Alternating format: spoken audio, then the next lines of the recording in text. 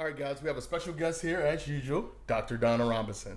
So, Dr. Donna, let's go a quick background between us. Yes. We've known each other, I'd say maybe 8-9 years at Yeah. this point. Like, you were my first doctor. Wow. And I was introduced to you by a teacher friend of mine, and I believe you were working at Harrow, like you were the GP, because she was teaching there. And I was looking for a private doctor because at the time I spoke no Thai. I go to Samidevev or Bumagad, and a lot of people back then, almost everybody just spoke Thai, so it was very difficult for expat to kind of see somebody. But then you not only had your private work with a lot of schools, but you were opening this clinic. And it's funny because I have watched this clinic grow from a small office into basically taking over this entire floor. Wow. And it was really interesting because whenever my audience comes here to ask specifically for a doctor, which is why I wanted to have this conversation with you in a longer form, because we had did the Botox video 6 years ago. Gosh, Oh my goodness, time flies. Yeah, I'm still okay though. It's coming back, Donna. But so what I wanted to do in this video was I wanted to kind of stay away from things that other people are just constantly talking about, because my audience is around late 20s to early 40s. So it's a range of largely expats and experienced travelers. So they have very specific questions. So I want to do some questions about travel health, some questions about expat health, and then I open it up to Instagram to ask you anything that they wanted, and we can go from there. So let's start with travel health, because a lot of people that probably clicked on this video are going to be travelers. So the first question, guys, I have my questions on my phone, so I'm not swiping. What are the best ways to improve immunity health when traveling? Because one of the biggest issues that people have is the fear of getting sick on the road. Well, definitely. I mean, if you're a heavy smoker, heavy drinker, and you're not sleeping enough, you're going to be more prone to illness. So you could look after your health. And I think, you know, we try to teach people too to carry a bag of essential medicines with them. Some people from other countries always have their own medicine bag. So when you say essential medicines, do you mean essential to the individual, or are there some that almost any traveler should be carrying? Yeah, I think there's some that any traveler should carry, like certainly, you know, some rehydration salts, Imodium for diarrhea, Motilium for vomiting, you know, simple cough and cold medicines or that you can take.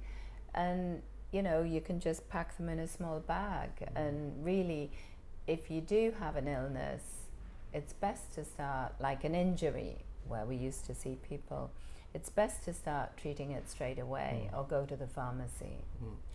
Now, there's been, that leads me to the next question in regards to feminine health.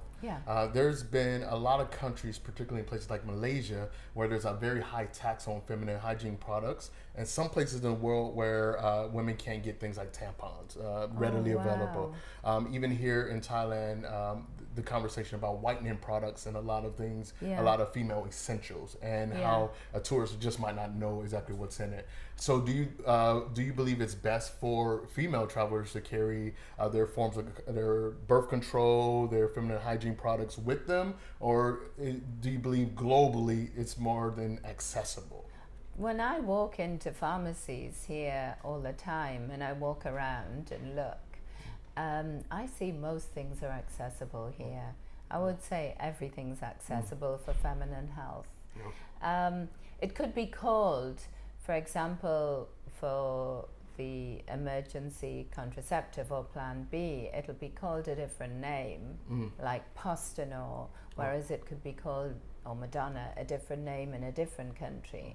But generally, everything is available. So if someone knows the technical name, the scientific name is better than knowing just the brand name. Oh, definitely. Look on the pack, and it'll always have the generic name.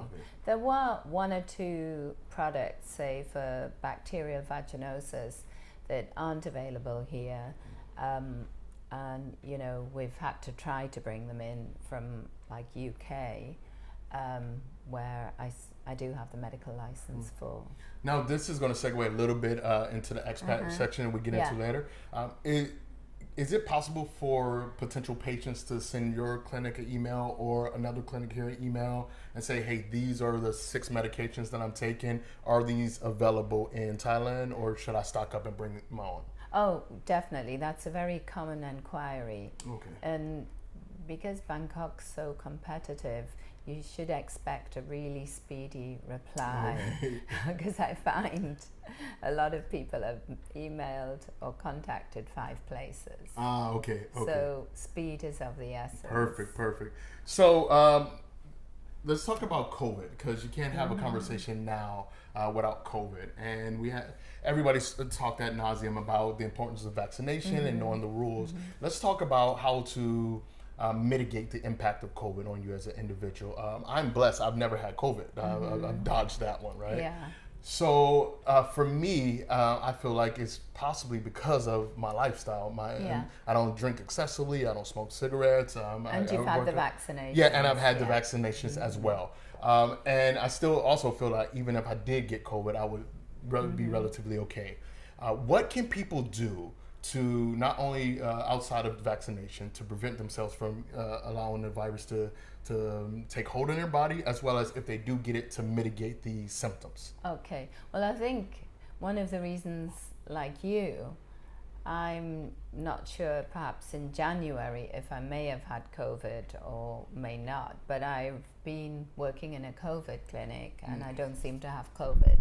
I think we do use the hygiene, very carefully, always washing hands. I'm using gloves a lot, so that probably helps me more than other people. So to protect myself. So definitely. And I think, when you see somebody coughing, that rule, be 2 meters away. Right. I think you've got to, avoid. But these days, we hope most people aren't coughing, with COVID. I'm not really sure about that question. Yeah. Oh, it was good. It's just like a general health thing. And the medicine, I'll have to find out the antivirals, or maybe we don't have to give the exact name. Right. Okay. So, last question about travel. Before taking a long trip, if somebody knows that they're going to, look, I want to travel the world for 6 months, and they're going to 10, 15 countries, as many as possible, what health recommendations would you give that person to ensure that they can stay healthy throughout their trip, and if something does happen, how to prepare for it? Okay. Well, some people do have medical problems, but most of the people less than 30, maybe they don't. But yes, always carry your medical information with you. Like a digital copy. A digital copy would be great, but other people, yesterday, somebody from India brought in their paper medical file with handwritten medical notes, which, but it was useful because it had the information. So they could show me what their concerns were, what tablets they'd taken. So as much information, the better, that we don't need to repeat anything.